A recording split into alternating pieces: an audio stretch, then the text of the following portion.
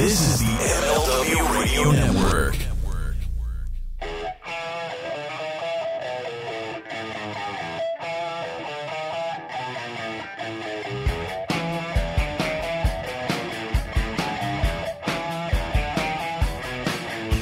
Welcome, everybody, to the Mind of the Meanie, your weekly peek into the world according to former WWE superstar and ECW original, the Blue Meanie.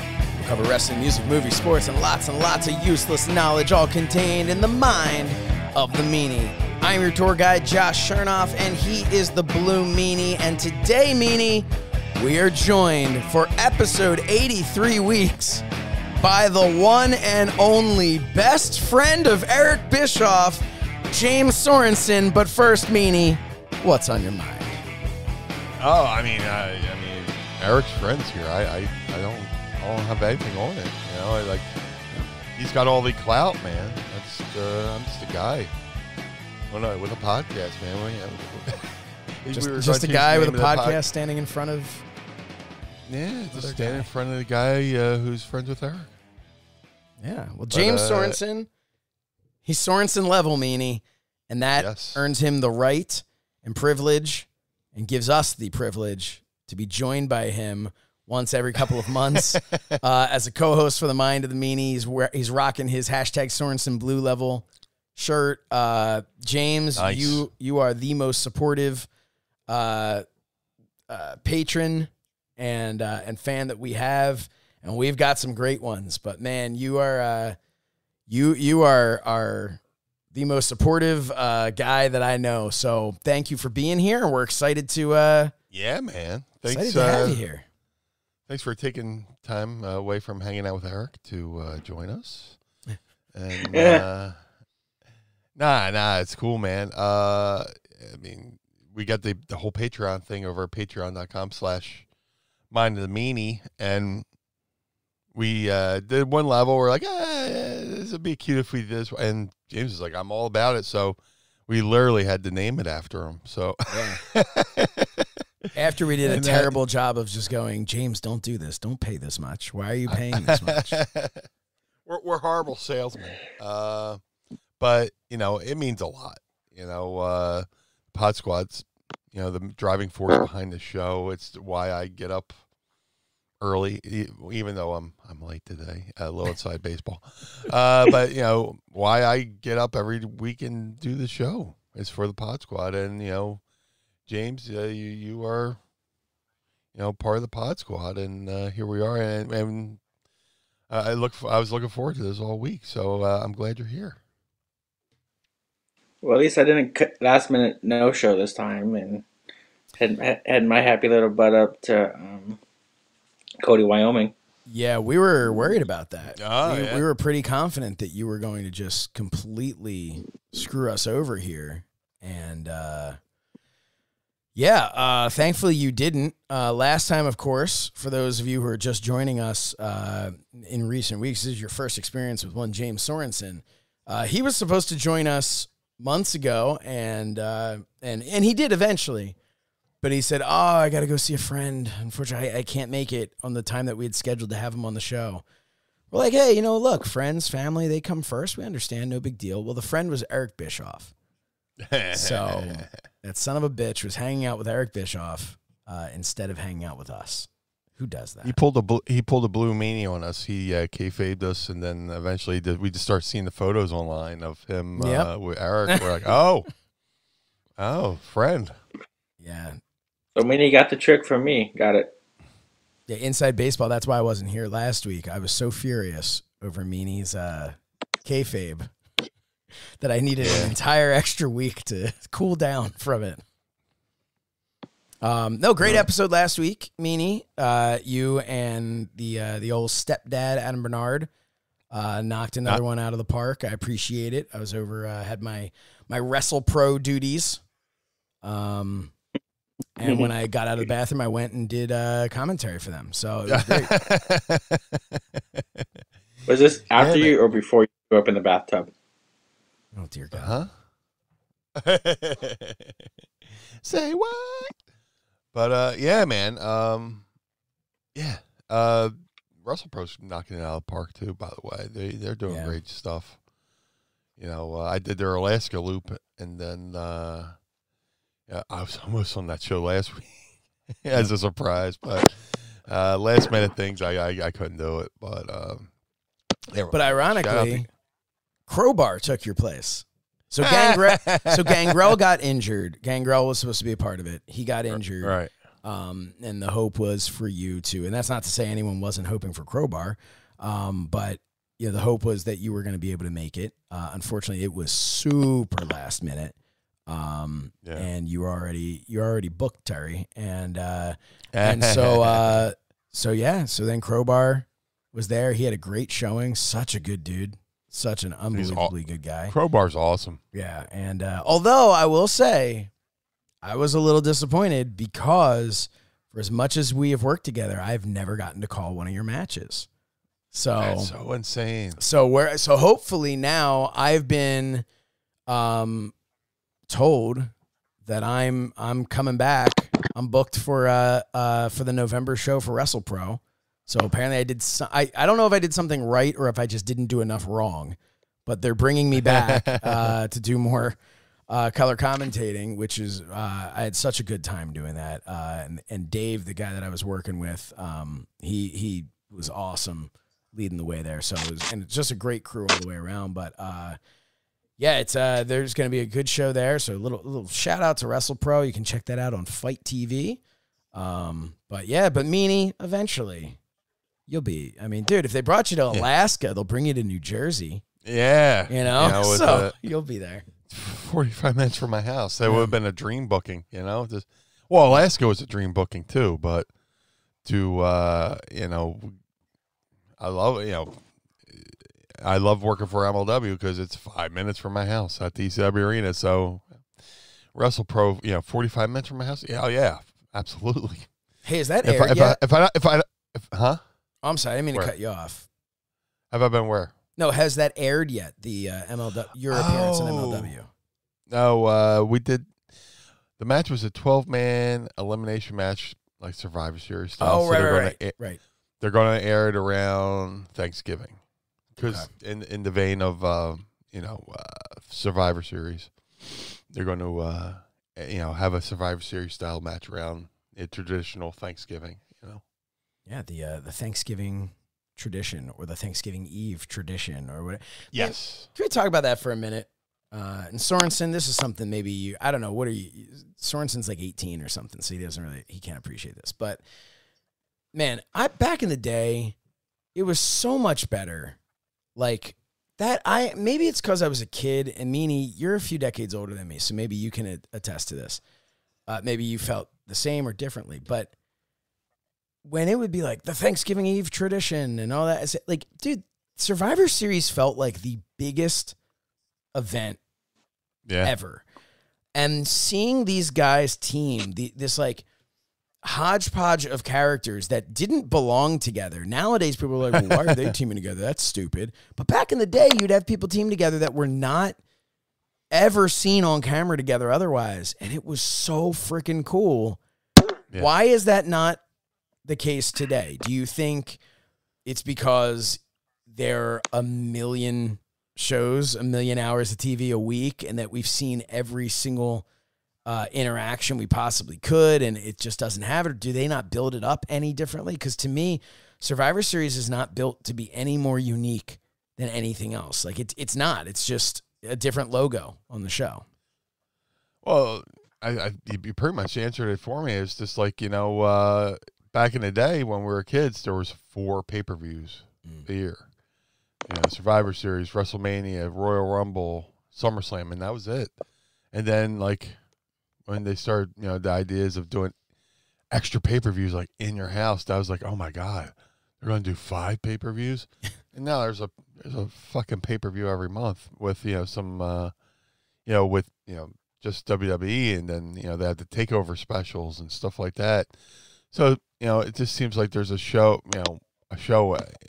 it feels like just another show, even though it's one of the original 4 pay-per-views to help, build the company and, continue storylines and stuff like that. So, and, you know, I love the Survivor Series matches, but like, you know, sometimes when you had the tag team Survivor Series matches and there's like 12 people going down the the ring apron, and you can't even hit the ropes just because, you know, you'll run into somebody, or, you know, it got a little bit crazy. But I like the traditional, you know, 4-on-4 Survivor Series where, you know, people work out their beefs, and like you said, people tagging that normally wouldn't tag before, you know, or tagging that was always intriguing and stuff like that, you know. And if you're on Hogan's team, that, you know, those guys got the rub for team with Hogan at Survivor Series and stuff like that. But yeah, I think it's just because of the fact that, you know, it feels like just another pay-per-view because like I said, there's minimum 12 pay-per-views a year. Yeah. And we're on the 30th anniversary, believe it or not, of the first time there was a non-Survivor Series match on Survivor Series. It was the Gravest Challenge, if you remember, as The Undertaker versus Hulk Hogan. Yeah. It was the first time they had a non-Survivor Series match at Survivor Series. And I remember thinking, all right, that's kind of cool. And then they WWE'd it, you know, where they just... And my other thing, if I'm going to say, and I don't want to go too far into this, because if I can plug this, we haven't announced it yet, but I'm going to give it... This is why you got to listen to Mind of the Meanie to get all the announcements. There's going to be a very special event on Fight on Thanksgiving Eve. It will be the new Thanksgiving Eve tradition. It's going to be, instead of Talking with Friends, which is that little side show that I do, it's definitely a side show. That little podcast that I have with some of my friends. It's going to be Talking with Friends Giving. So we are going to be chatting all about, you know, Survivor Series and anything else that comes to mind. We're going to have some random friends. I shouldn't say a bunch. I only know of one so far who are going to stop by. People, not you, Sorenson. Sorry, you didn't. Sorenson's waving his hand. He's like, I'll come. No, it's just a virtual thing. I'll start driving now.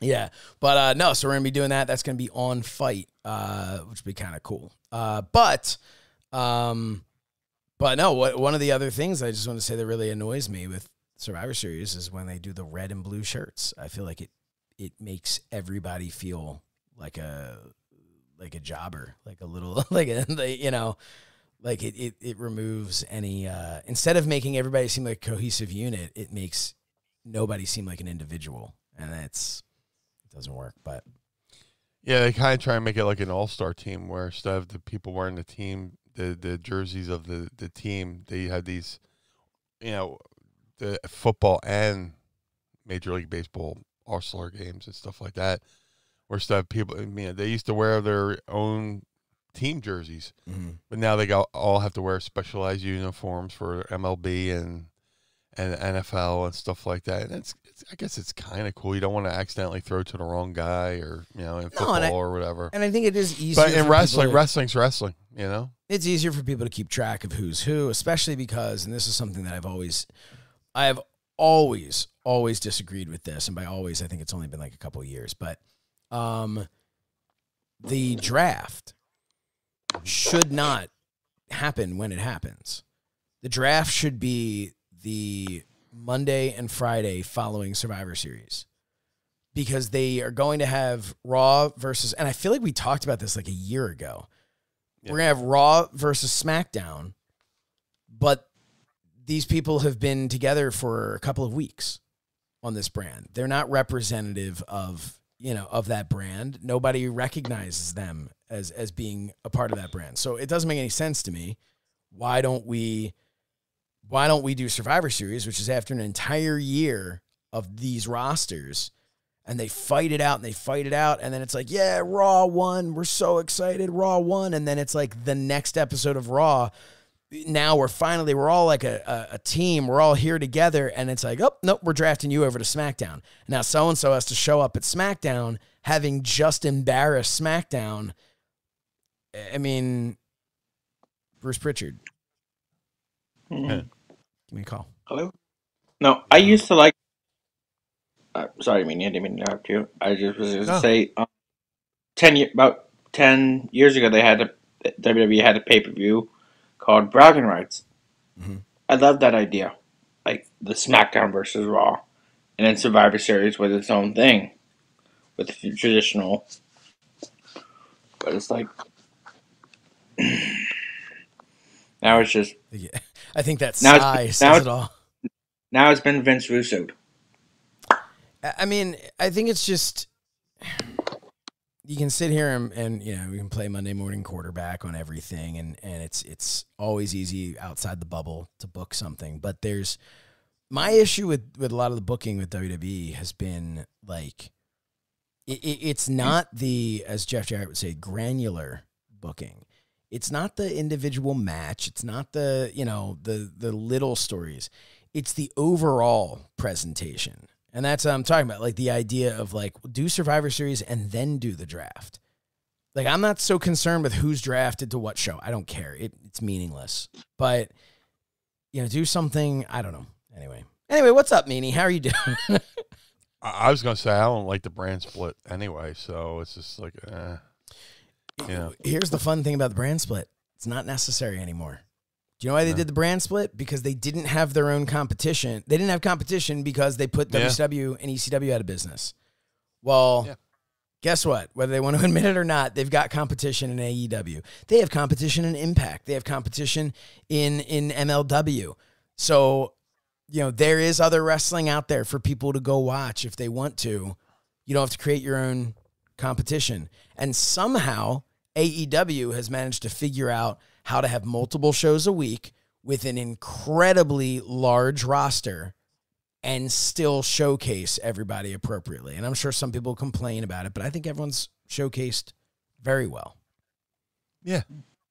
Yeah. They have done that. And, hats off to Tony Khan, because he's pretty much taken the reins on the creative over there. And, I mean, he's got so much on his plate between AEW, Jacksonville Jaguars, you know, the soccer team. I don't know what their name is, but they don't even know. They want to be called football, and it's soccer. So it's like, what can you even... I mean, they're not the Philadelphia United, so it doesn't matter. Yeah. But he's got so James much kissing ass over there. Yeah, he's got so much going on. I don't know how. Look, I can't organize my own shit, let alone everything that Tony Khan does. You know, and still, you know, keep it cohesive and you know, some kind of sense. You know, I think he has so Tony Khan's mind. He's very like big into statistics and, you know, and like numbers. I feel like his mind is able to see a large picture of this huge roster and all of these shows. I think just the way his brain works is better suited to it than other people, maybe. And I'm not saying that, he's smarter than the people at WWE. That's not what I'm saying. What I'm saying is I think he's just, it's a talent that he happens to possess to be able to kind of see this large picture here and be able to piece it all together. And I don't understand anybody who's negative towards AEW. My honest opinion is they're lying to themselves. I think I don't even think they're lying to themselves. I think they're lying to everybody else, because I think deep down they know the only reason, if you really were to have a conversation with somebody who doesn't like AEW, their reasoning for not liking it is because I believe, and this is just my theory, I believe they feel like they're outsiders because they don't know about Japanese wrestling. They don't know, they're not familiar with Kenny Omega's work prior to AEW.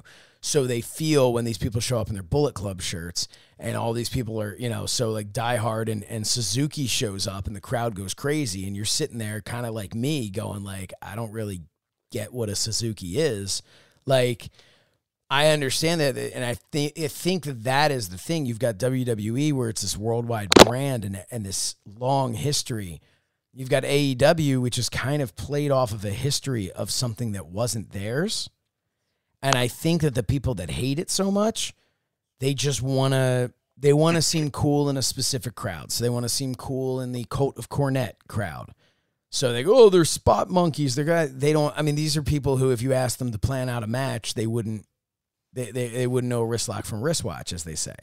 So I think anybody who's trashing AEW, I think they're full of shit. I think, Meanie, you can speak to this better than anybody. You were backstage. You saw the effort that goes into this show.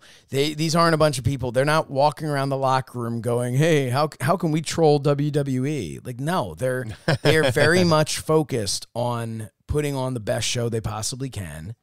And, dude, they've changed the business. You love pro wrestling? How about loving pro wrestlers? How about the fact that for the first time, I was just talking with the Good Brothers about this. Let me pick up those names I dropped. But I was just talking to them about this on a Fight and Focus. There are more contracted wrestlers now than ever before. It is easier to, I shouldn't say easier. There is more opportunity to make a living in professional wrestling as a professional wrestler than ever before. And why anyone would complain and want something to go out of business so people lose their jobs is beyond me. But because they're jaded and they're just ignorant. Well, I love the wrestling community, but in a lot of ways, it's kind of like any other fan base, you know, whether it's video games or comic books, and people are passionate about it. But some people think there's, and I'm not paintbrushing an entire fan base, but there's a segment of the wrestling, and it's a small segment of the wrestling community where if it's not what I like, I don't like it. And nobody else should be able to like it either. Yep. You know, it's kind of like what I like. Everybody should like what I like, and I don't have to worry about liking what everybody. And it's selfish. It's childish. You know, there's plenty of people who love different styles of wrestling, and if you like it and enjoy it, that's awesome. I mean, wrestling should be a buffet. Or like I always say, wrestling should be like Chex Mix. You might not like the pretzels, but hey, I like those peanuts. Hey, I like the cereal that's in there. You know, there's got to be a little bit of something for everybody. Right. And, you know, yeah, like I love luchadors. I love lucha libre, but at first it took me a while to understand the psychology of it. Mm-hmm. You know, they work the other side of the body, all this other thing. So it's like I'm watching wrestling in the mirror kind of thing. But, hey, they're phenomenal athletes. I'm not going to knock them. There's a rich tradition there in lucha libre, you know, especially with the masks and stuff like that. And it's so much passion. So when it comes to AEW, Tony Khan, I mean, much like us, has been a fan all his life. Yep. His recall of things that people have done in their careers is amazing. He's got an amazing mind. So he's focused on, the pro wrestling and giving fans, what they want. So I don't get what's, wrong with that. And like I said, I was backstage, and granted, it was just one show. I'm not going to be that guy who went to the thing one time and went and act like a fucking expert. But I've been in enough locker rooms in my career where you can just walk in and go, oh, this is not good. I walked into the AEW locker room going, oh, man, it's pretty fucking cool. And it was from everything from Tony to the people who work behind the scenes in production. The wrestlers, production, Tony. Nobody was sitting there going, man, how, like you said, nobody was sitting there going, oh, how can we fuck with WWE? They were focused on how can we be the best AEW. So, I'm sorry, James? I was like, at least we finally got Blue Meanie in the Philadelphia arena. Yeah, it's true. I've been in Philadelphia. I've been in a couple Philadelphia arenas. No, but I mean that little WrestleMania that one time. But I mean that specific arena though, on a live TV show. Yeah, Tony, like these you've had a legendary career, in my opinion. In fact. But I like the little cough after he said that. He had a legendary career. No, he coughed fact. My bad. Fact. Yes. Thank you, sir. Thank you. Yeah, it wasn't a legendary career, motherfucker. I thought he went fat. PhD. I'm just fucking with you, dude. I don't know, but like Tony Khan was able to let you, because you never had wrestled in that arena before, have you? They haven't had much wrestling in the arena, period. It's been them and Impact. Yeah. Or TNA. I still call them TNA. Fuck them. They know who they are. No, yeah, the Leo Core Center, I mean, it was, part of Temple University. Yeah, so that's where, like, the Temple graduation takes place in there.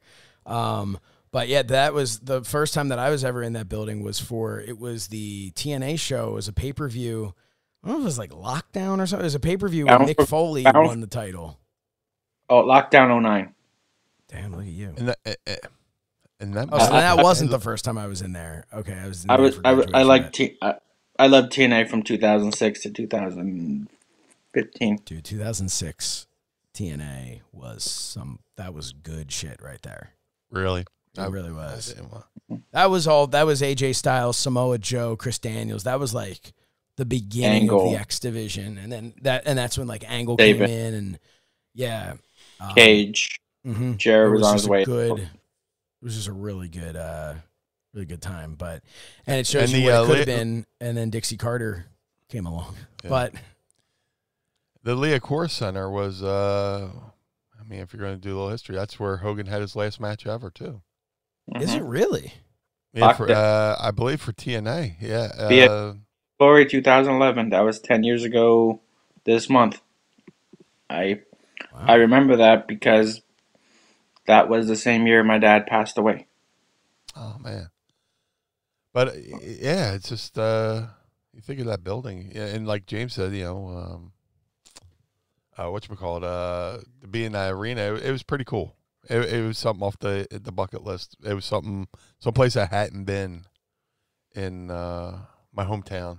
My one regret is, and I can't go back in time, but the Spectrum. I would love to work the Spectrum. Yeah. And that's the funny thing, right? Like they think it's, you look from like a WWE standpoint and they're like, we're going to do WrestleMania at I guess it was like the Core State Center or whatever it was at the time. Right.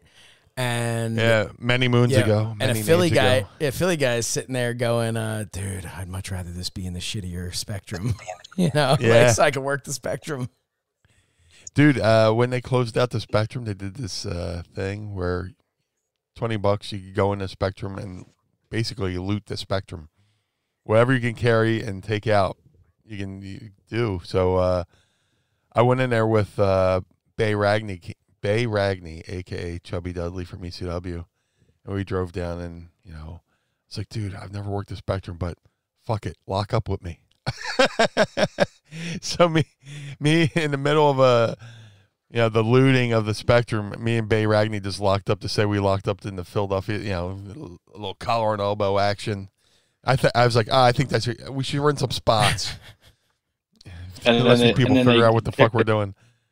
Dude, nowadays, and then they took on your phone and put it on Fight. Yeah. It would have counted. Yeah. I was thinking about, I was looking it up before we were talking about Tony Khan, and there's a whole lot of like people who are, with him having like a great mind, and people are like, oh, he'll never be able to compete with Vince and all that stuff. And here's the thing you have to remember. It's not so much competing with Vince. Vince is so Tony Khan's 39. Vince is 37 years older than him. So, you look at this and you think Vince McMahon, well, yeah, it seems like he's going to be here forever. He's not. And, let's say Vince McMahon at 76 years old lives to the ripe old age of 96 years old, right? You're still going to be looking at Tony Khan. That's old shit, pal. Tony Khan is going to be 59. Yeah. Vince is currently 76. When Vince is 96, if he is still alive and is still running WWE at 96 years old, Tony Khan won't have even turned 60 yet.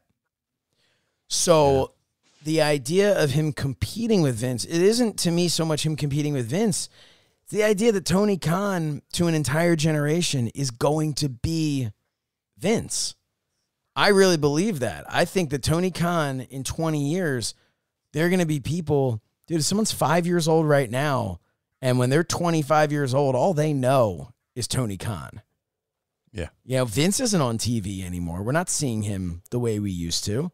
We remember Vince, but we don't remember Vince as this guy that comes out every so often. Where the hell have you been? And all that. We don't remember that guy, you know?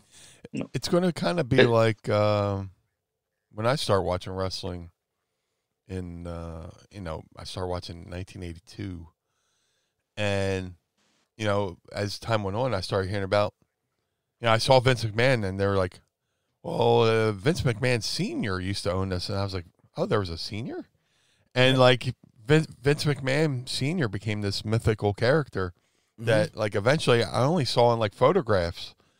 And then, down the line, eventually, I think they did it might have been the Lonely Road of Faith video they did with the Kid Rock song, where in the beginning, Vince McMahon says a couple words, and I was just glued. It's like, what's his voice sound like? Because I've always seen photos, heard the stories, him with the roll of quarters in his hands, and, just, jingling coins in his hands. You always saw him in the aisleway, in the backgrounds. What's this man sound like? And then I found out he was in the movie The Wrestler, the original Wrestler, and then stuff like that. But, that might be how it is in a couple years, where Vince McMahon Jr. goes on to be kind of like his father was, this mythical character. But, of course, Vince Sr. was never on camera. But, so everybody's got an idea of what Vince was, but they'll see it through video. But, there'll be kids growing up who are born, and all they will know is Tony Khan and AEW. Yeah. So it's a dynamic, I think AEW's coming along at the perfect time, who knows what would happen with a WWE without Vince. You hate to fantasize about what it would be like if this guy dies. But, eventually we all have our mortality, and I'm in legacy and stuff like that, What's that, bud? for me being I was saying, for me being in my 20s, like, I'm in that transitional period, like, to a degree, with Vince being the old guard, Tony Khan being the new guard, and it's like, for wrestling, it's like...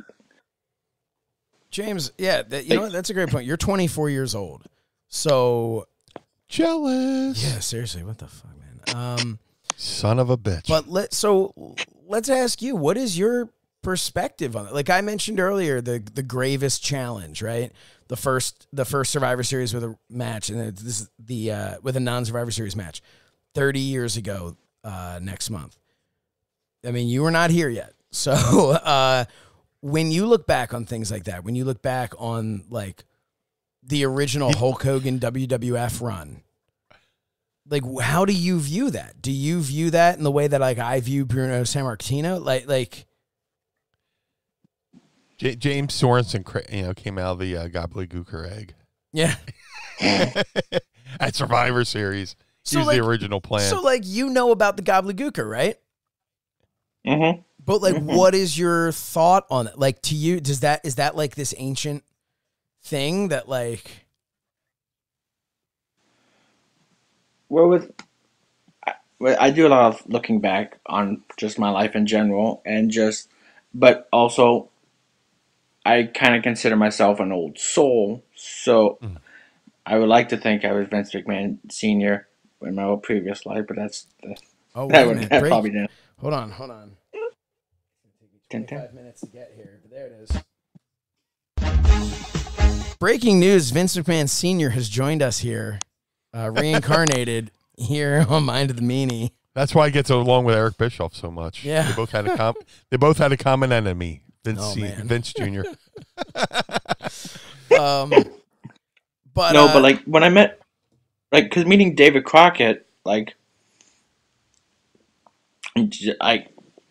just meeting him, like all these legends that weren't legends when you were a kid, Meanie. Yet, it's like Taker. He's had this 30-year career, and now it's like kids today won't know, have to go back on the Peacock network to look at his matches when Yeah. I got to see him live on TV every week. Same goes with you, Josh, and Meanie when Hogan was on TV every week or San Martino was on every week. It's like it's crazy to think that these at one time active performers are now legends. Like for me, Foley, Yeah. Edge is wrestling, but still, like I mean, having a retrospect on a lot of things, like just hindsight's 2020, but Right. everything happens. There are predecessors to everything, and like last year, we lost one of the greatest minds in professional wrestling history, Pat Patterson. Yep. And to think how much that man changed wrestling for the better. Mm-hmm. I mean, ultimately it was Vince's call, but before Bruce was at the hip, it was Patterson at the hip. Well, And just Well, yeah, James, I mean, you're making good points, and it's all the people who paved the way, right? Like, we always hear that, the people who paved the way for this. And it is a weird thing to look at these people who are now, you know, as they get older. And so I just saw a picture of Rick Martel doing autograph signing more recently. Yeah. He It's still just looks great, by the He way. looks great, but he doesn't look like Rick Martel. He doesn't look like the model Rick Martel. No. And it's, but I look at Shawn Michaels. You see everybody kind of like pokes fun at the pictures of Shawn Michaels now. But I respect the hell out of the guy that he's just, I mean, for a guy who was so vain back in the day and now, I mean, he's bald. Who cares? Whatever. It's life, man. That's what happens. He's probably just happy to be here, you know? And Shawn Michaels is helping to build the future of wrestling now. He paved the way, and now he's, you know, helping fine tune the cars that are driving on the pavement he laid. You know, like it's pretty cool. But yeah, man, it's weird looking back on it, Meanie. Like To James's point with Pat Patterson, when I started watching 82, 83, I watched any wrestling I could. There was one of the Saturday morning shows, Vince McMahon and Pat Patterson were the hosts. And I'm watching this, and this guy Pat Patterson. I had no inkling as a young kid that he used to wrestle. Same with Gorilla Monsoon, because there was no internet and stuff like that. But then, through Coliseum Video and the videos, they start showing some of the older matches. It blew my mind that Pat Patterson used to be a wrestler. It blew my mind that Gorilla Monsoon was a wrestler. Yeah.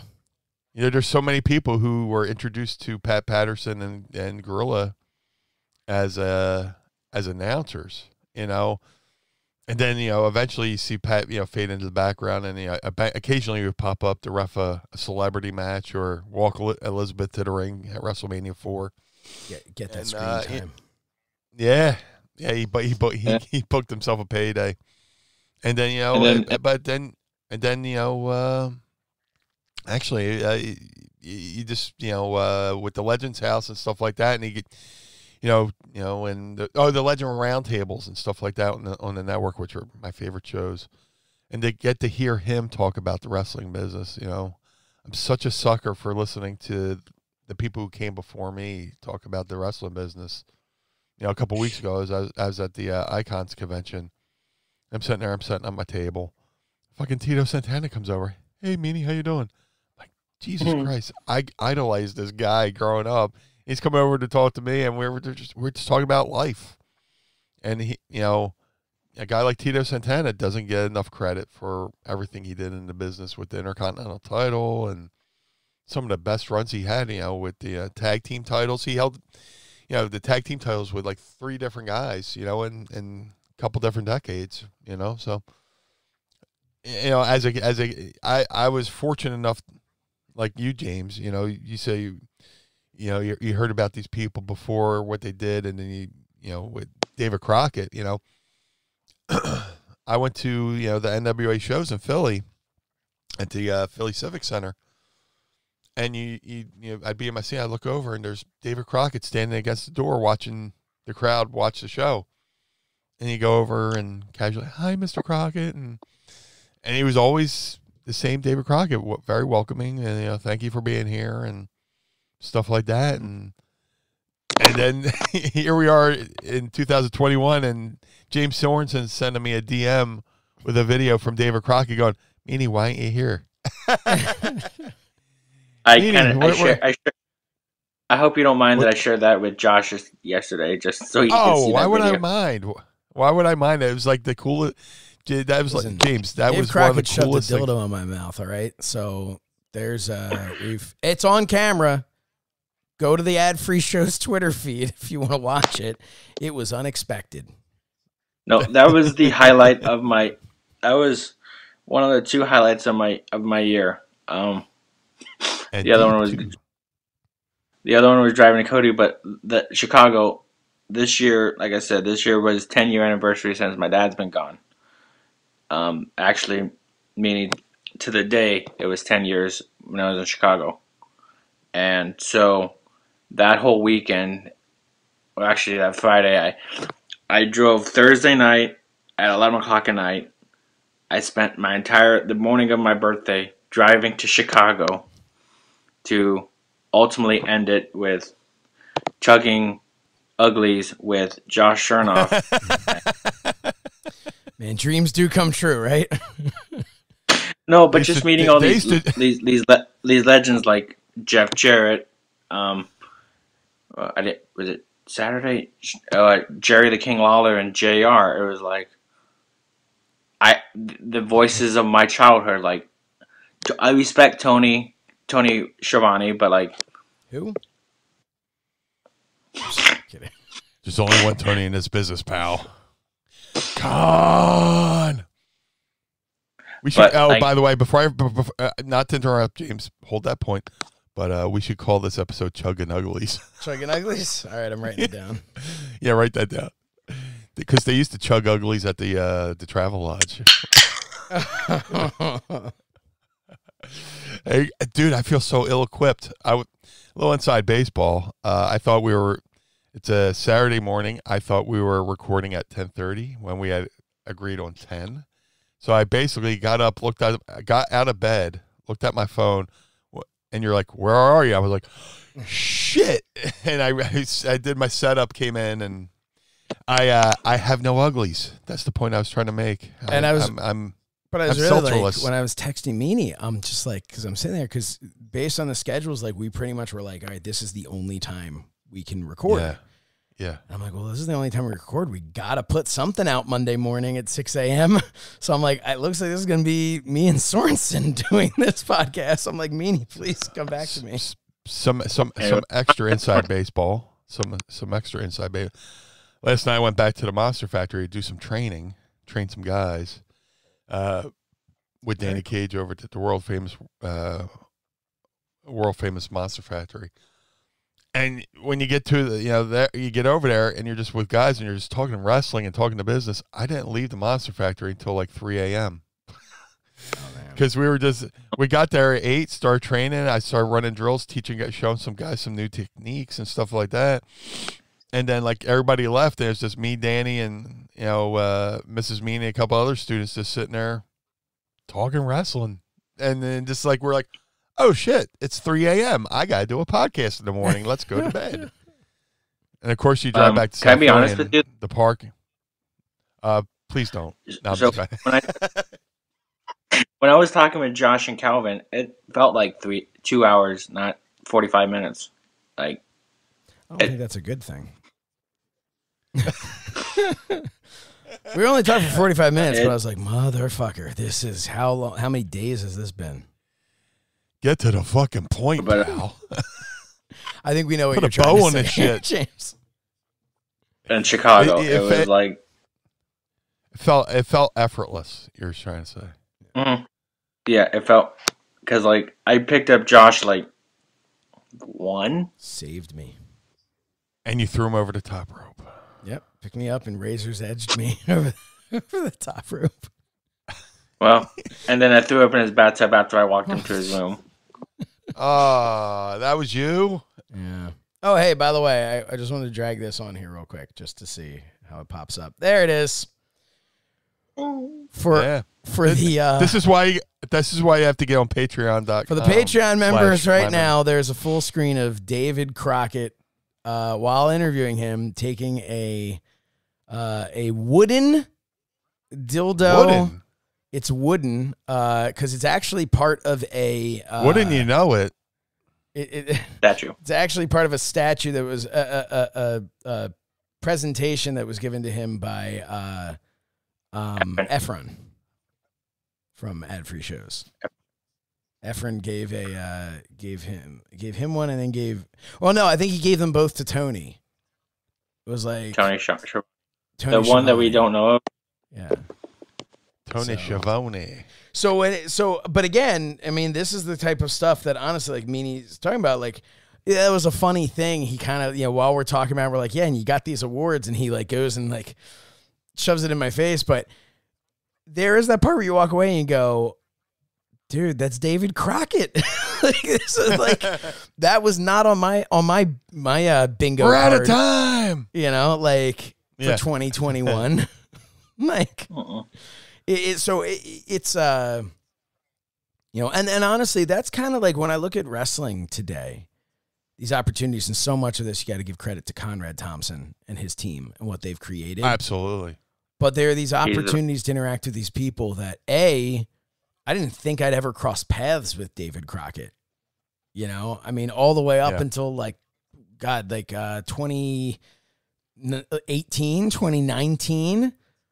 Yeah. Early part of 2019, you've been like, oh, you're going to cross. Oh, no, I guess I met him in 2018. He was at a StarCast. But, like, I never would have, prior to meeting him at the first StarCast that he was at, I think it was in Vegas. But, like, prior to meeting him then, he was definitely one of those people where you'd be like, well, yeah, I'm obviously never going to meet him. Or Jim Crockett. I was about to say David or Jim Crockett. Mm-hmm. And I was at that StarCast in Baltimore. And Jim Crockett seemed like a little taken aback in a good way at the crowd that showed up just to listen to him and David talk about, the wrestling. And like, he was like, wow, I had a similar experience with Jim Johnson, who did all the music for, or Johnston, Johnston, I believe. I think it's John. Sounds like a law firm, Johnston and Johnston. But now I need to know. Now I'm hearing it both ways. Yeah. Again, back to Conrad and StarCast. He had Jim Johnston do a panel, and Jim Johnston came over to me. He was like, "Hey, Meanie, good to see you. We hadn't seen each other in ages." He's like, "I'm doing this thing. Why do they want me to do this? Why? Like, he doesn't why me? Understand? But yeah,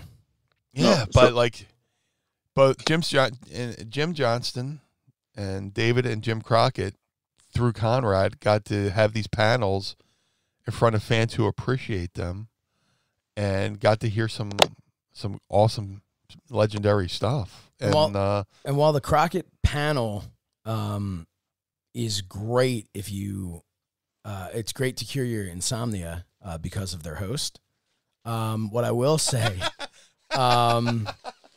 is the conversations with Conrad, with Jim Crockett, go out of your way to watch that or listen to that over at Ad Free Shows. Because I mean, the fact that he had the opportunity to really tell his story is incredible. And that I remember sitting there watching that panel and listening to them, and it was so great. And look, I know this is not a personal knock, but I was just like, man, I wish I was up there hosting this. Yeah. Because there was no energy to it. And unfortunately, those are guys, they were kind of nervous. They needed someone to drag it out of them. They never sat and told their story before. So but by the time we got to conversation with Conrad, it was awesome. Who was it who hosted that? I can't remember. Was that Bruce Mitchell? Yeah. I don't know Bruce Mitchell. I'm not knocking the, but it was. He's no Josh Shernoff, that's for sure. Hey, you know what? You There mean- were plenty of people ahead of me in line of who could have done that. And like I don't know, like I don't know the where was Mike Johnson? Like there is where was Conrad? Where was anyone else? Paul Conrad, Bromwell. Where were you, Paul? No, Conrad made a lot of dreams come true that weekend for me. Just being able to talk wrestling with so many incredible individuals, being able to meet you, Josh. It could have been better if Meanie was there, but Yeah, that's not a knock on you, Josh. he was gonna be there, but then he's like, man, you need to pad the lope. But what One of my favorite lines now. what choked me up about the episode that you talked about, your experience, is that I appreciate you guys talking me up and making me feel like you guys are two legends in your own right, and I appreciate both of your friendships. And sorry to drag that down just a little bit. No, hey man. no. I mean, you're half right on the legend thing. Bring the praise, brother. yeah. Bring the No, man. Hey, we really appreciate you, and that's why it's awesome to have you on here. And it was great. We meant every word of it. That's the thing about this podcast. We wanted to build a community, and you're a part of the community. And we're wrestling is the planet, and we're one of the satellites revolving around this planet, but we're all revolving with it together in our little community over here. And everybody's got their own thing. The Major Brothers have their community, we have our community. There's the ad-free show community, and we're fortunate to have this community. On the idea that people have been asking me to start a podcast, and I started a podcast, and my whole thing was like, is anybody going to fucking listen? Just like the Crockett's, Yep. and Jim Johnston. But yeah, and here we are. And here you are on the episode because, you're one of our supporters, and it's well worth the investment. Like if I could pay any more, I would. Oh, stop. Don't let Conrad hear you say that. He was No. high. When he found out that we had a tier that was higher than one of his tiers. He's like, the fuck is going on here? How come we don't have a tier that high? We need a Sorenson level. Yeah. But no, man. Hey, it's Liam Savage over here. Sorenson leading the charge for us misfits. Hey, man. Here's the thing. At the end of the day, we're all professional wrestling fans, which makes us all misfits in the real world. Which is why it goes back to that whole thing of like the wrestling fans like fighting against each other. It's like Meanie said this many times. Like, dude, like we're all a bunch of nerds here. Like, let's stop. Why are we infighting when the rest of the world thinks we're idiots? Yeah, right. We should band together. I'm always of the belief: don't spend time burying something you hate. Spend your time building something you love. If you if you don't like WWE, don't watch WWE. If you like AEW, spend your time building up AEW. Introduce it to your friends like a family heirloom. Stuff like don't that. bury. Like, if it's not your cup of tea, don't bury it. No, there's no need for that. If it's not your can of seltzer, just don't. Yeah. Look, WWE has been around for a very long time. And if you look specifically at Monday Night Raw, you're talking about Raw being on for almost 30 years, right? Like, Yeah, almost. There are plenty of television shows that people watch, and they're on for a long time. What's one that's ER was on for, 15 years or something? Yeah. And I know there are people that around year 10 were like, most of the original cast is gone. It's not really, I'm it's still a good show, but I'm just not really into it anymore. And they stopped watching. And it's a shame because, some people really loved it. Like for me, I watched every season of ER, even as it changed and you wish things were the way it used to be or whatever. That's the thing with like Raw, like it's okay to stop watching it for a while. It's not going anywhere. It'll be there when you come back. And you're not missing anything because chances are when they get good again, because in my opinion, they're terrible. When they get good again, they're not going to reference these awful times. So, No. So you can jump back in whenever. So just stop watching. If you don't want to watch it, stop watching. And honestly, that is what you should do. Because if you don't go online and bitch about how much you hate Raw and WWE's product, stop watching. Because if you stop watching a product that you don't like, they will look at it and say, oh man, people must not like this. They're not watching anymore. And then they'll change and they'll become better, and then give them another try. And if you don't like it, stop watching again. Because while the ratings war is a bunch of crap in a lot of ways, in other ways, it really is a gauge. And if you continue to hate watch something, then you're not showing them that you don't like it, because they're looking at going, well, we're just going to keep doing what we're doing. Why are we reinventing the wheel? You're going to tune in no matter what. So, and here's the thing. I wanted to tweet this, during Raw. Imagine watching something you hate and then telling the world you hate it and then watching it again next week. It's just, even if you hate it and you're watching it, tell the world you hate it, you're helping the product trend on social media, because even if you're saying you hate a product, you're acknowledging it exists. And then, I forget, there's been so many times people are like, oh man, I watched this thing, it was so awful.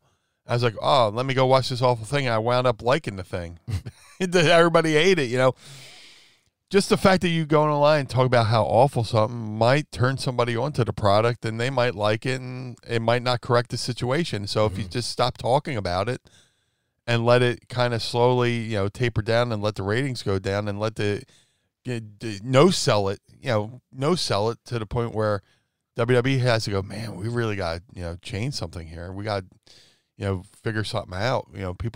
People aren't talking about us. People aren't watching us. But they're hate watching and they're hate talking about us, so they're happy with that, because any reaction is a good reaction. Yep. Yeah. The issue is when they say they just doesn't matter what you say, just spell my name right.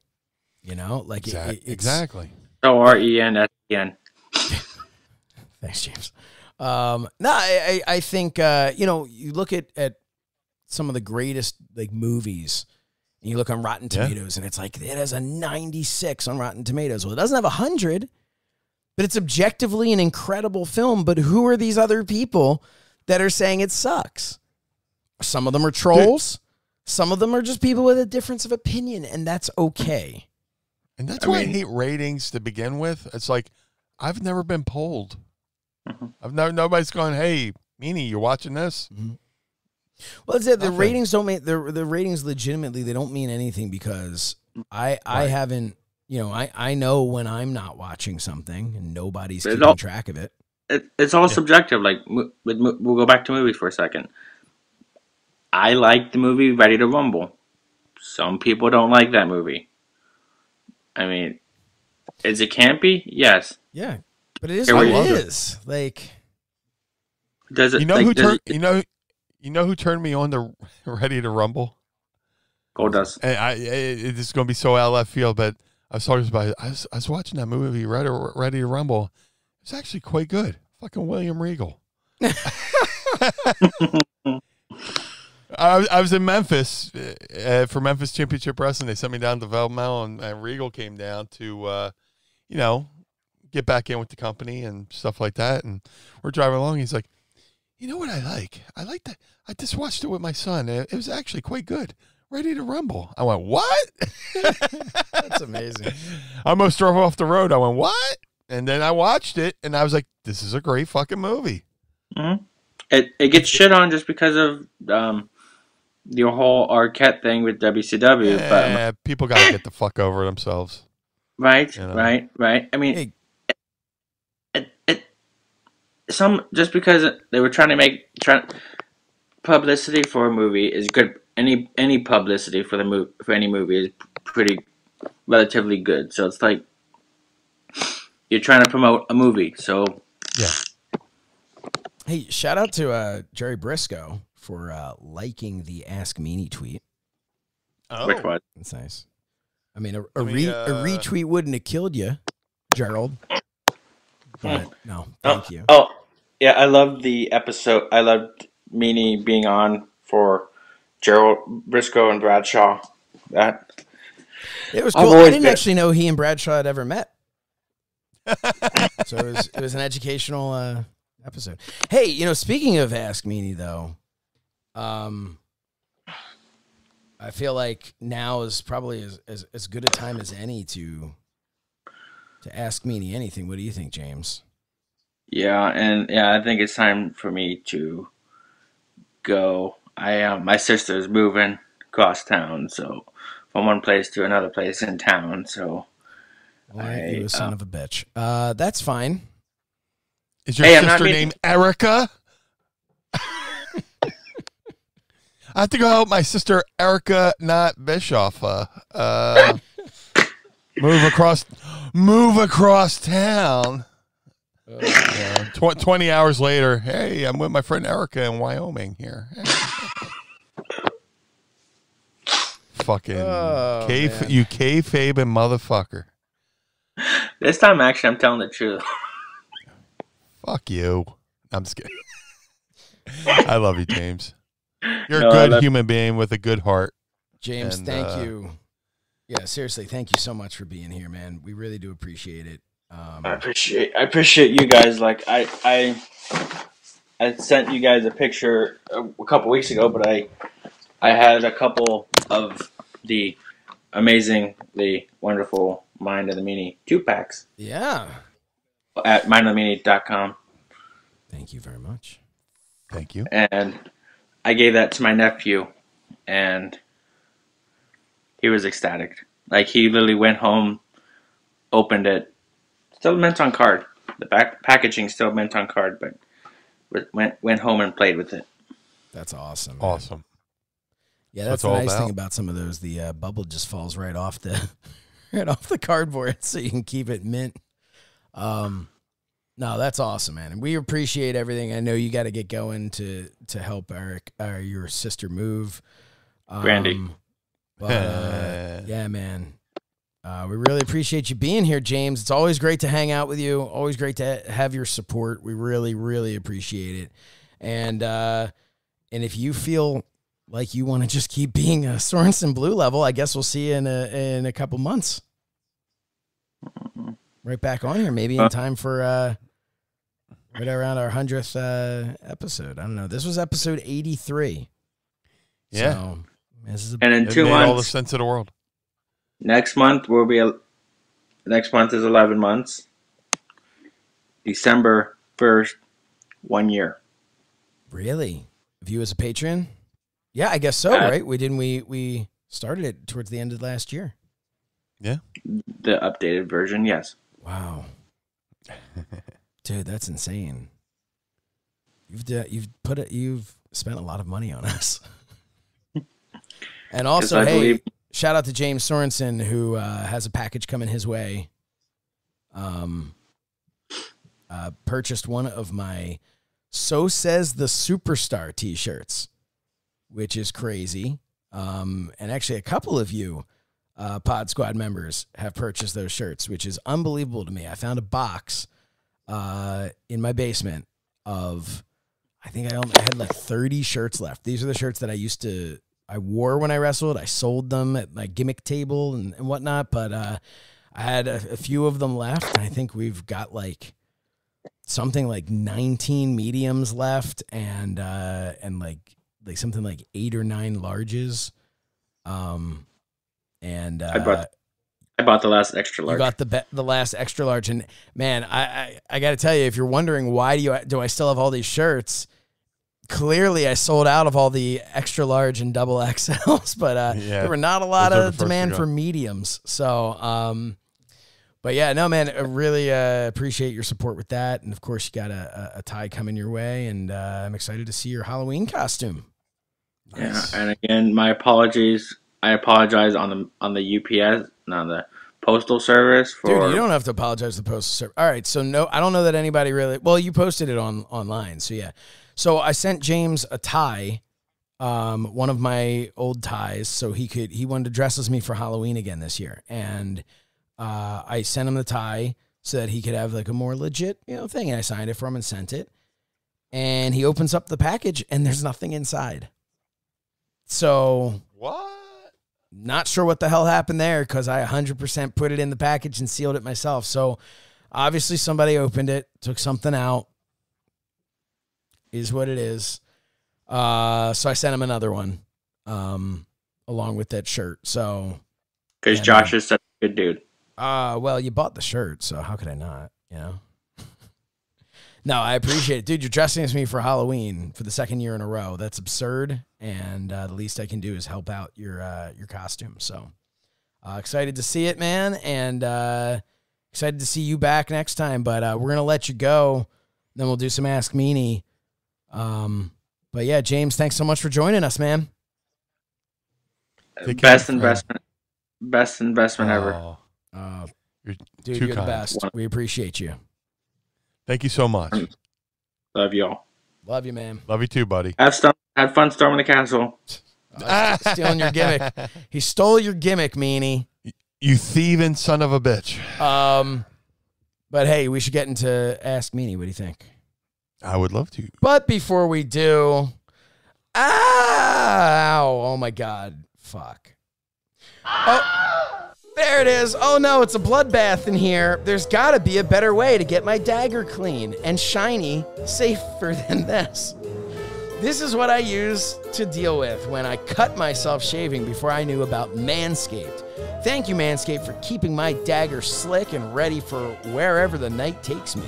Manscaped is trusted by over 2 million men worldwide. Join the movement by going to manscaped.com for 20% off plus free shipping with the code MEANIE20. It's time to end the days of shaving your balls, ending up looking like a horror movie. Folks at Manscaped have the perfect package for your package to get this done. The below-the-waist grooming leaders have a 4th-generation performance package.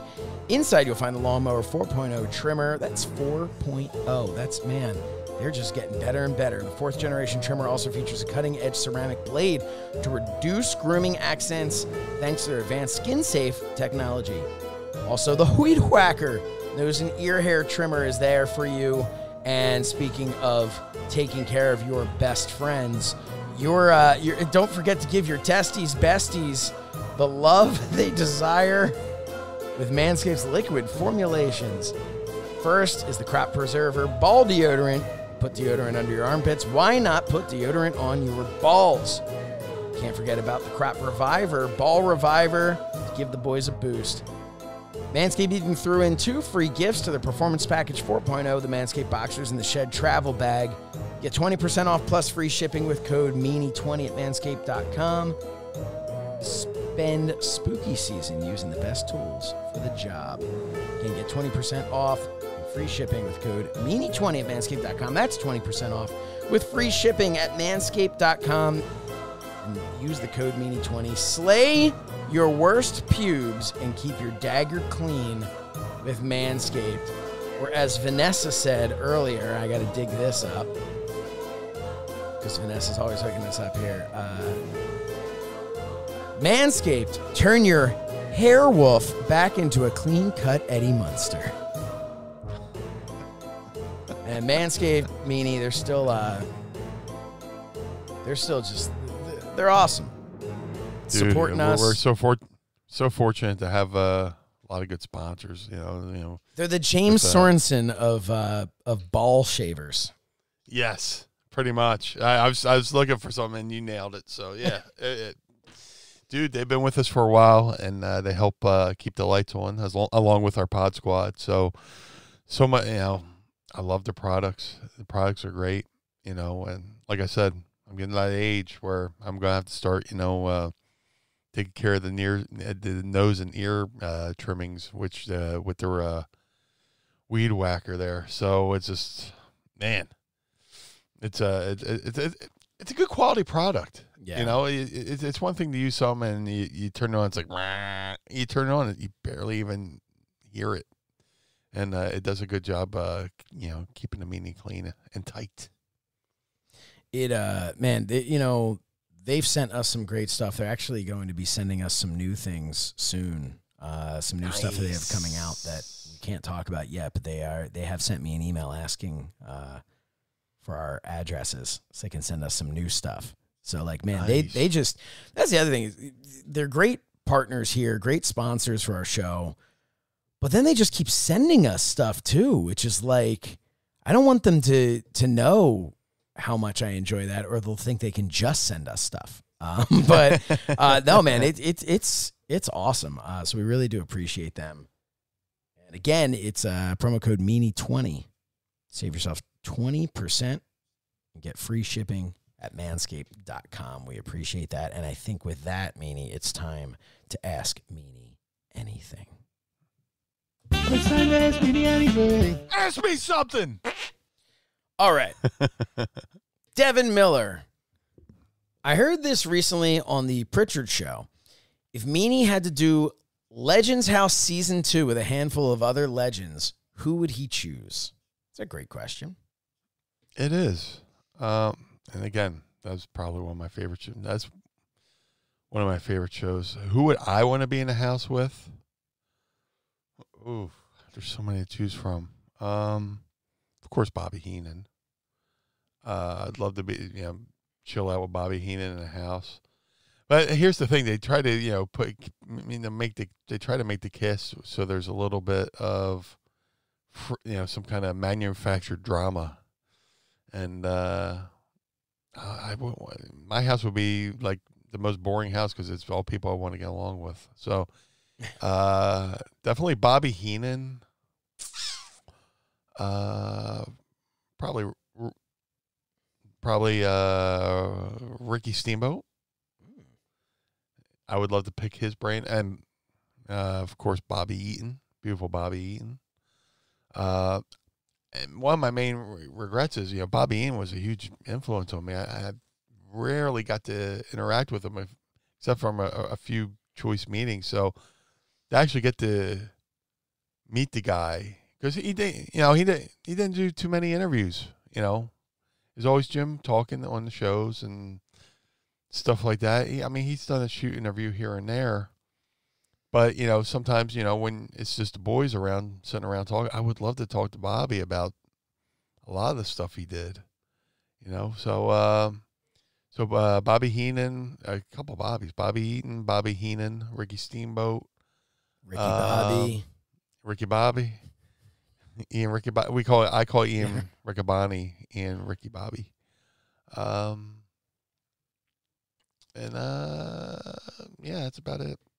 Yeah, I know there should be a few more, but there's so many guys I would just love to just go back in time and hang out with, and get to know. Here's a serious question that comes from Solidus Grape at Primetime Grape. Have you ever thought of compiling all of your farts and setting them to the tune of Ode to Joy? If I could. If I had if I was musically inclined, We had I used to go last year. Last year we kind of like an impromptu silent night, I believe we did, right? Yeah, something like that. So that was pretty great. Yeah. I used to go see this band Bonehead back in the day, and they had a keyboard player, and he had sounds loaded into his keyboard, and he would just play random songs with farts, and I giggled like an infant.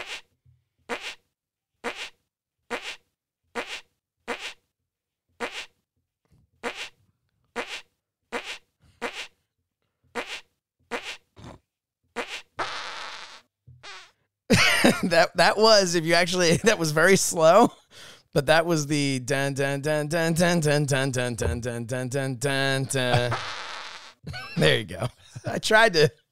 It just was so slow. Yeah. There you go. Ode to Joy. Or you could do "We Will Rock You." Doom doom doom doom. It's that little one at the end though that kind of throws it off, and it's too slow. I can't Yeah. Anyway, let me see if I go.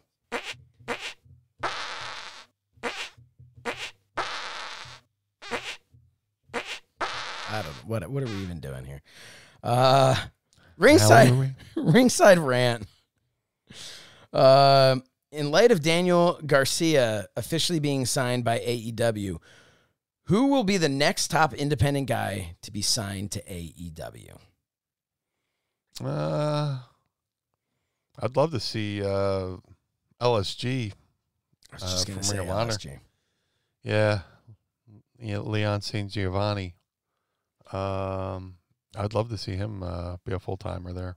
So I wonder, so I just saw him last Saturday, and he actually injured himself in the match on AEW.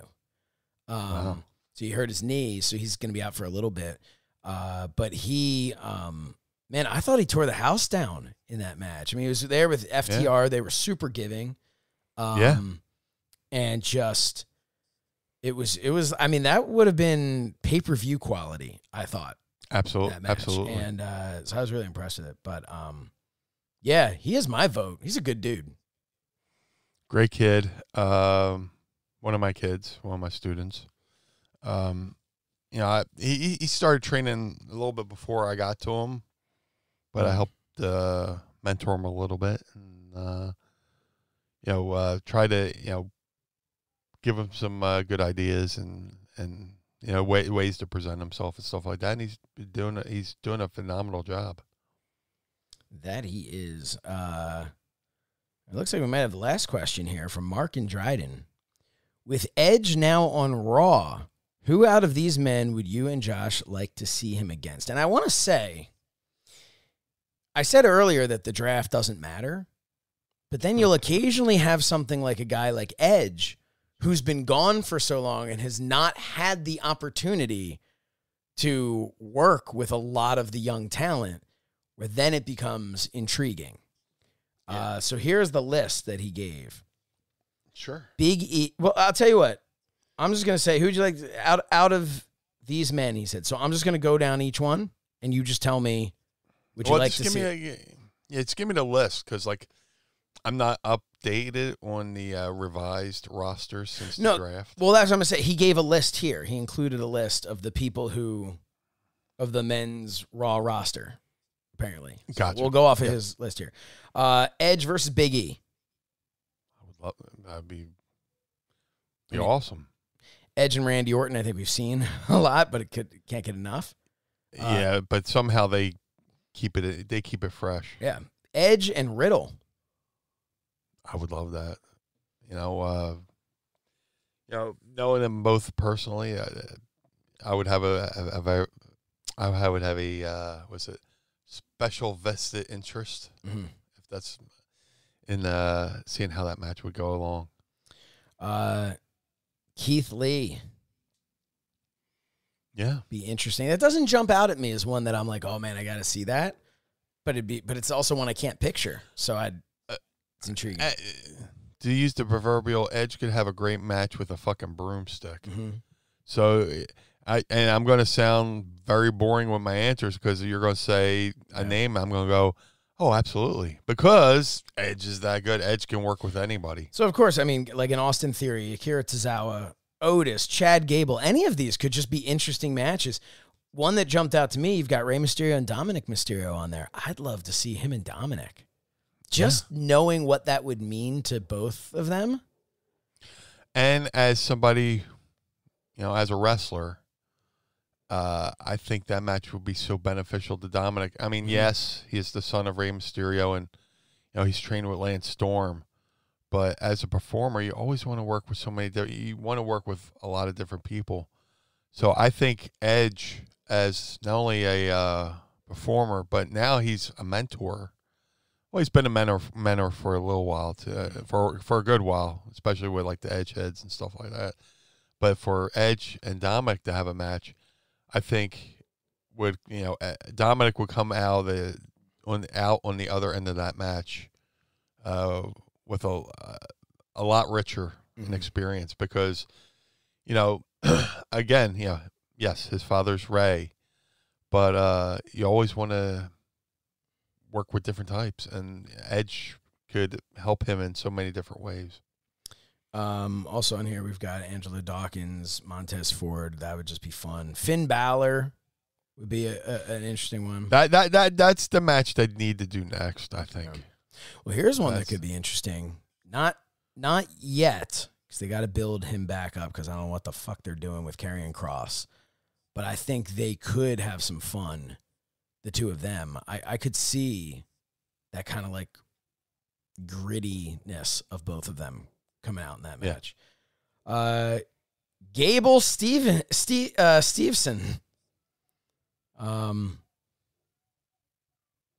Who the hell knows what to expect from that? So, we got Ziggler, we got Robert Roode. Those would be fun. Cedric Alexander, Shelton Benjamin. I mean, any of these would just be good matches. Robert Roode jumps out at me as that actually would be. Yeah, that would be a really good one. So I don't think they've ever worked against each other. No. When Edge was hot in WWE, he was Roode was hot in TNA. So that's a pretty good dream match right there. Yeah, Roode should be a main eventer on WWE's main roster, in my opinion. He should. But yeah,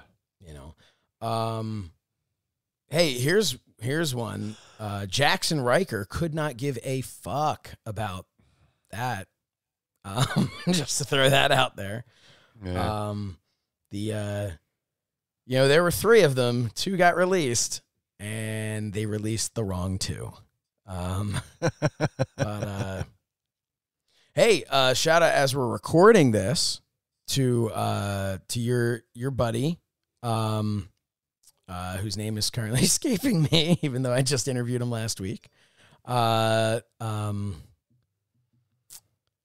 God. While you think of that, I'll add Gerald Briscoe to the Legends House. Oh, definitely do that. That'd be great. I love Gerald Briscoe. Who was one of the guys from the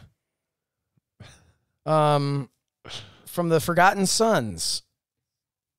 Wesley Blake? No, the other one. Steve Macklin. Steve Macklin, thank you. I couldn't come up. Yeah, that's why I said your buddy. I couldn't come up with his name. I got a lot of buddies, buddy. I know you do have a lot of buddies, buddy. Don't call me buddy, pal. Yeah, don't call me pal, guy. Yeah, Steve Macklin. Okay, yeah, and I just talked to him last week.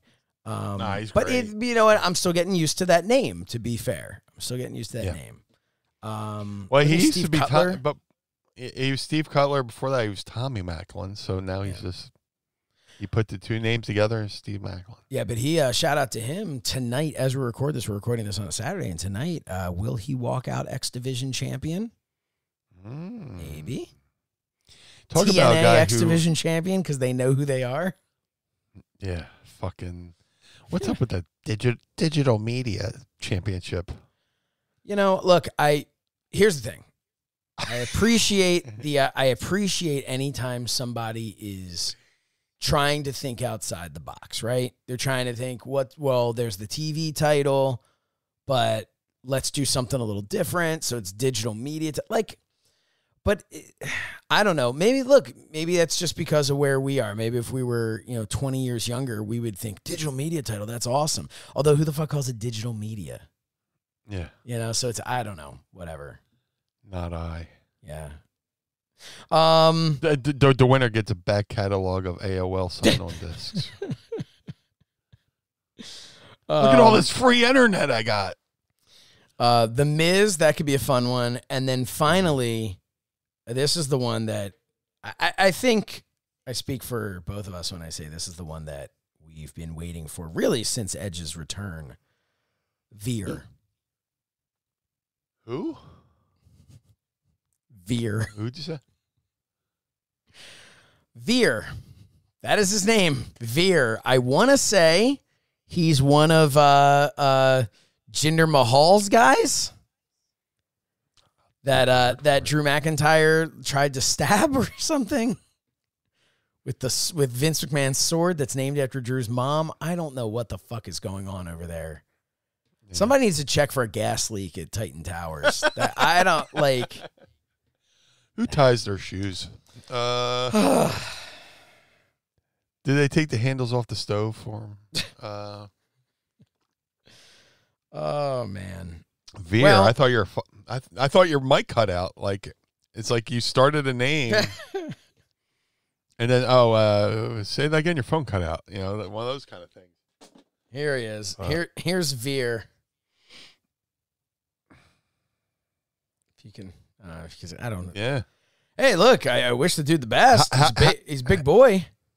How do you audiolize a shrug? Just like, yeah. I'm not shitting on the guy. I just don't know who he is. Yeah, no, it looks like he was alongside. So apparently he was Rinku Singh. Okay. He's alongside. I believe he was trained by the Great Khali. Okay. So man, if he has even an eighth of the Great Khali's catch as catch can ability, Catch something. I'm gonna steer clear of Veer, I think. But yeah, anyway, that's it for Ask Meanie. Thank you all for your questions. Should we end it on that question? Or that's or it. should We don't have end it anything with- else. I don't know. Maybe we'll End hold it on. with Veer? I don't know what you guys did last week because I don't listen to the product. It's funny. I was watching the Crown Jewel, and I was watching Mansoor. Mm-hmm. I forgot who is. It was as Mansoor versus Mustafa Ali. Yeah. And the whole match, I'm watching this thing. I was like, I keep wanting to call him Gorilla Mansoor. I don't know why that struck me. Stop? Exactly. I got to go. I went, he should get like the glasses and the bow tie and the ruffled the paisley shirt. jacket. Yeah, he could be Gorilla Mansoor. I should get that. Who's that guy on Twitter? James Vanderbeek or whatever, who does the wrestling mashups. Yes. Stuff like that. I got to. I'll DM him. I was like, you got to do Gorilla Mansoor. Yeah. This is James Vanderberg or something.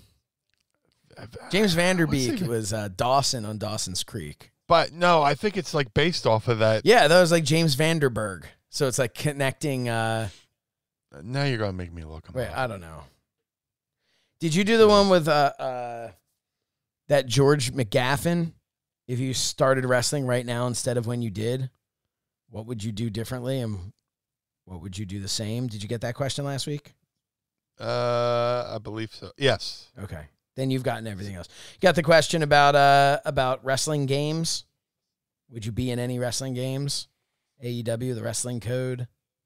Oh, if they would want me, sure. Yeah. I think here's the funny thing: the one guy who does the action figures for him used to do action figures for WWE. He's like, man, it's a shame we never got to do a Blue Meanie like BWO 3-pack. I was like, well, you could have done it. Oh, you're talking about Jeremy Padawar. Yeah. So yeah, like the head of Jazzwares, who's doing the AEW. Yeah, I saw that that was a while back. Yeah, what the? Yeah, I was like, you kind of could have.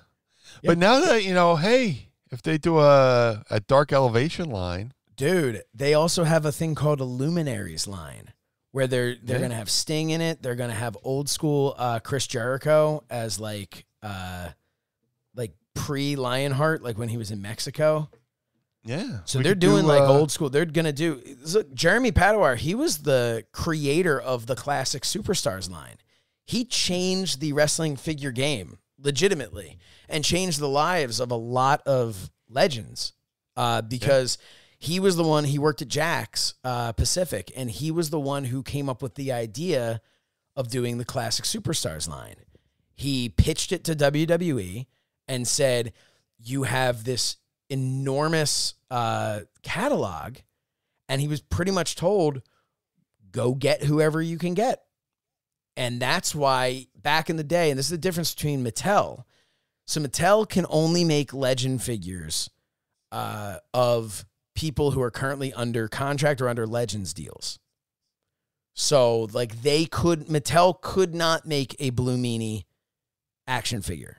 A classic Blue Meanie action figure. Jakks would have been able to back in the day.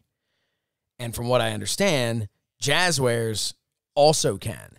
They are not stuck with having to sign somebody who signed to AEW. So, but they'd want somebody that has some sort of connection, I'm sure, which perfectly fits into the Blue Meanie. So I would love to see a Blue Meanie, like a classic Blue Meanie Jazzwares AEW figure. Yeah. I think that would be amazing. So I'm available. So at Jeremy Com, it's JEREMYCOM. Send your tweets to Jeremy Padawar and tell him we want to see the Blue Meanie in a future line. Whether it's the Blue Meanie that appeared on Dark with that Mrs. Meanie made AEW shirt, which honestly would be pretty freaking cool. Yeah. Or classic old school Blue Meanie. Yeah. We want to see it. Why not? We want to see it. I worked for him. Yep. So, dude, why not? It counts. Yep. Yeah. You are, I believe the kids call it toyetic AF. Which, by the way, Meanie, when we're talking about you being toyetic, you're not just toyetic, but you're actually an action figure.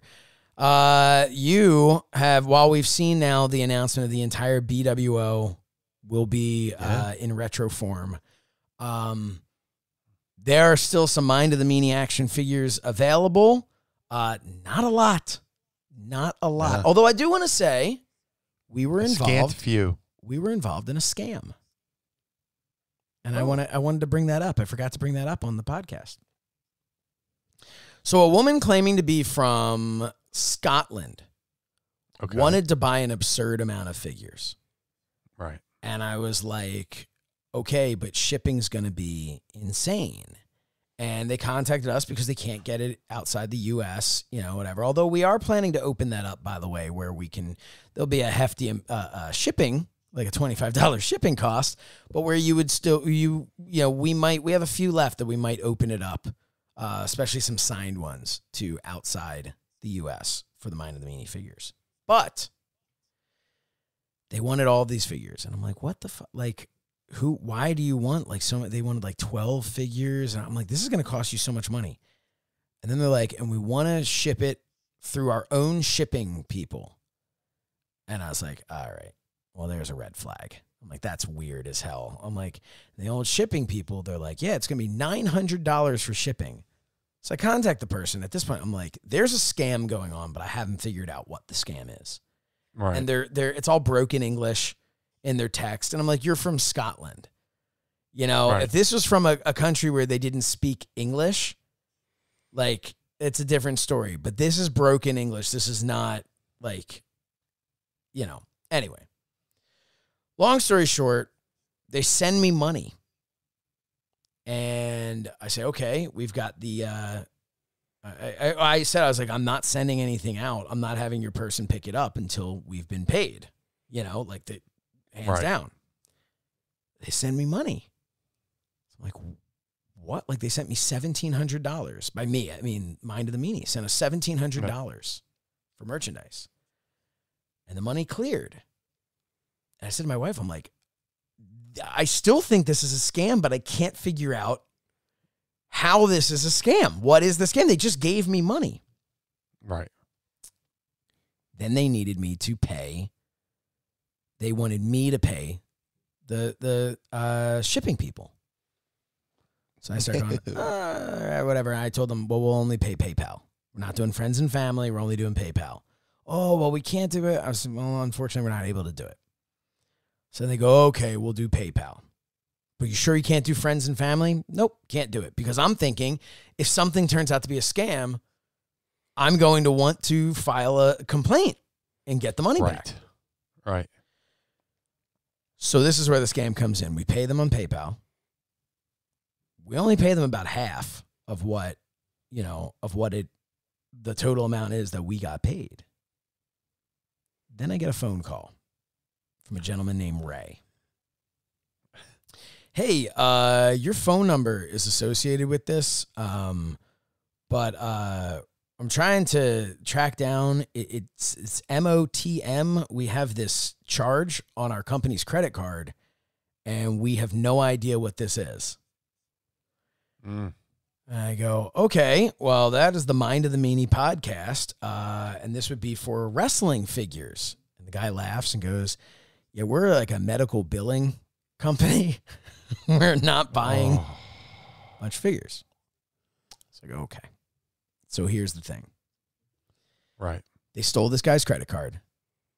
They purchased, they paid us from the guy's credit card. We then gave money to this PayPal account, which is them. So they had no intention of ever picking up the 12 figures. What they wanted was for us to give them, they stole $1,700 and then we paid half of that, and they made half of that. So I told the guy, I said, we will work with you, whatever it is. Contact your credit card company. Let them know that this is bullshit. And they're dealing with that. I said, here's my number. You have my number. Call me if you need whatever it is. I'll answer whatever questions. I then filed a claim with PayPal to get the money back that was sent to PayPal. Right. So we will deal with that. We'll get their account closed. And I filed all the information here, the emails that were used. Here's the scam that was involved. So pretty much currently we made a profit and didn't give up, and we never shipped the figures. Jeez. So as of now, we currently have made a profit of like $900. That's insane. So I pretty much am like, well, we know it's a scam, but do we have to give that money back? Because we spent some of it in sending it to PayPal. Now, if PayPal returns the money to us, I'll give 100% of it back to the credit card company or whatever it is, with them showing us stuff. But it was a ridiculous scam. So the answer is this: unfortunately, when one person ruins it for the rest of the class, yes, there will be no exceptions. You have to purchase these figures through our website. There is no send us an email and see what we can work out. We're out of the U.S. and because we've done that before with people who were just like, hey, we're willing to PayPal you an extra amount for shipping. And guess what? We did it, and it worked beautifully, and there were no problems. They didn't go through our website. Unfortunately, that's what happens. They ruined it for everybody. But so that was our fun story there. That's insane. Yeah. But the good news is there are 12 figures that we thought, there are 6 signed figures that I thought were claimed that are no longer claimed.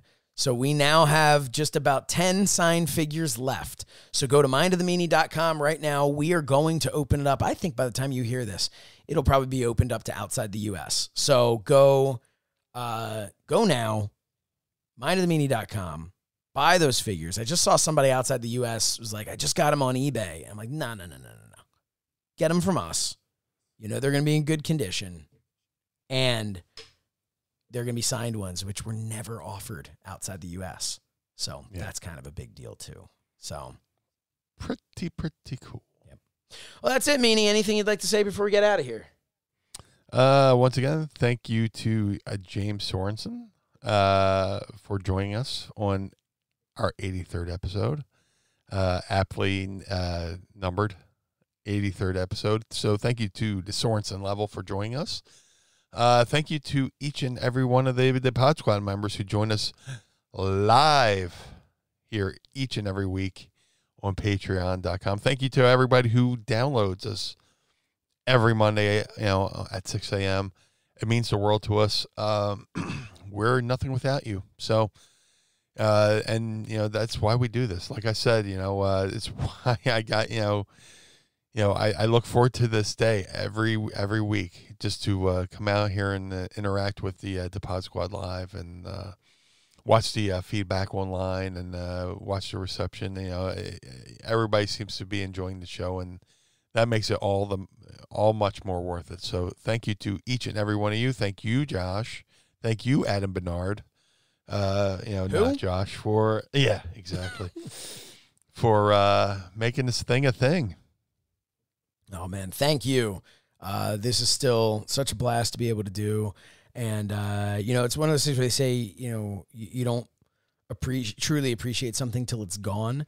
The fact that I've had scheduling conflicts where I've had to miss weeks has made it that much more fun when I get to actually be here and do the show. So thank you, Meanie, and thank you, Sorenson. Thank you so much. Thank you, Pod Squad. We really appreciate it. Man, 83 episodes, 83 weeks. I want to say 83 weeks. 83 weeks. We've done 83 weeks. And that's why I think the episode should be called Episode 83 Weeks Chuggin' Unglys. Like I'm going to put it like that. But no, thank you so much, everybody. Hey, do us a favor. Follow us on social media at Mind of the Meanie across all platforms. You can follow us as individuals. He is at Blue Meanie BWO. I'm at So Says Shernoff. Go to ProWrestlingTees.com/Mind of the Meanie. We have some great Slichter originals up there. If you want some great shirts. Of course, there's still a few pins left. Believe it or not, there are a couple of pins. We just found out there's like a few of them left. So go get some Mind of the Meanie or Meanie Toons pins. Go on over to ProWrestlingTees.com/Blue Meanie. Get some awesome Blue Meanie shirts. Acknowledge Meanie. There's a great shirt up there. So you're definitely going to want to pick that up. What better way to acknowledge Meanie than an Acknowledge Meanie shirt? Absolutely. But man. And of course you can go to ProWrestlingTees.com/So Says Shernoff. Check that out. Go to Mind of the Meanie's YouTube page, youtube.com/Mind of the Meanie. You never know when something's going to drop, so just subscribe on there. It's a great way also to listen to the episodes. Hey, if I can plug, youtube.com/So Says Shernoff. We have a new episode of Talking with Friends up there. Of course, there's also the So Says Shernoff podcast platform where you can get Talking with Friends, and you can get a lot of my interviews from Fight. A lot of that stuff's going to be dropping over the next couple of weeks. We'll have just did a few things. Like I said, I just did one with the Good Brothers, so that's going to be dropping in podcast form today as we record this. And then some other MMA-related stuff that I can't completely remember what it is that we did yesterday. But we did a lot. Oh, great interview with Jimmy Jacobs and Sami Callihan promoting a show they have coming up on Fight on October 30th. So that was a fun one, as always. Anytime I get to work with Sami Callihan is a lot of fun. And I'd never met Jimmy Jacobs, who was the man behind the list of Jericho. So it was a fun one. But yeah, Cameo. Check out the Meanie on Cameo at Blue Meanie BWO. Is it cameo.com/Blue Meanie BWO? Yes, sir. And I'm on there, the loneliest cameo of all. Cameo.com/So Says Shernoff. Meanie, are you still shooting? I'm doing the shoot videos over at ProWrestlingTees.com/Blue Meanie. So if you want to get a wrestling stylized cameo, go over to ProWrestlingTees.com/Blue Meanie and get a shoot video. And then of course, Patreon.com/Mind of the Meanie. That's where you got to be. That's where you need to be to enjoy everything the Mind of the Meanie has to offer. But Meanie, thank you so much. This has been a lot of fun, and we will be back next Monday, as we are every Monday, for another trip into the mind of the Meanie. Blue World Order. The world of MLW radio never stops.